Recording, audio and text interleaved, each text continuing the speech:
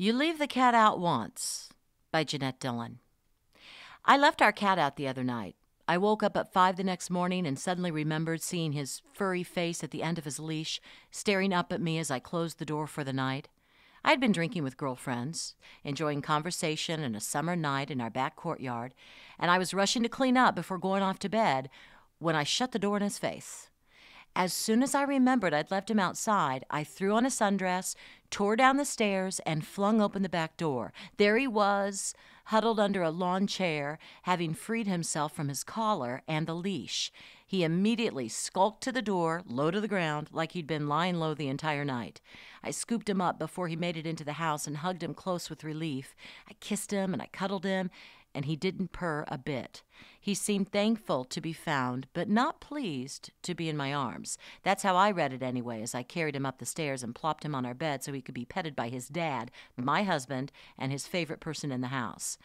I knew we had an attitude issue when Domino the cat didn't wait to be comforted by his beloved owner. He couldn't wait to leave the bed and then the room, to land in the hall, licking his fur as if to imply he'd been sullied by our touch, if not the entire night, in the nasty outdoors. Before you think that I'm reading too much into this, let me explain that in our house, cats hold grudges. Our first cat was a charmer when we got her. As a kitty, Cupcake would throw herself into the downstairs bathroom sink, waiting to play with you after you took your shower. She chased everything that dangled with dilated eyes and furry, fast paws.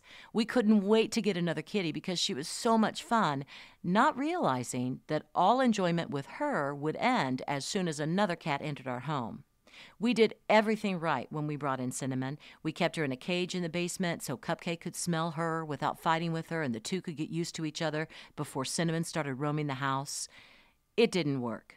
A decade later, 10 long years later, she still hisses at Cinnamon and now Domino, the third and last cat in, as well as me and sometimes even my husband. She has every reason to hiss at Domino since he chases her down and fights with her until her gray fur dangles from his mouth. But she could have easily lightened up around us long ago, but chose to carry a grudge instead. She seems to love our son, and he loves her back, so perhaps that's enough to satisfy her black soul. But I believe she'd gleefully hate us for another 10 years if she could live that long, and that makes me worried about the recent turn of events with Domino. I have my eyes on him.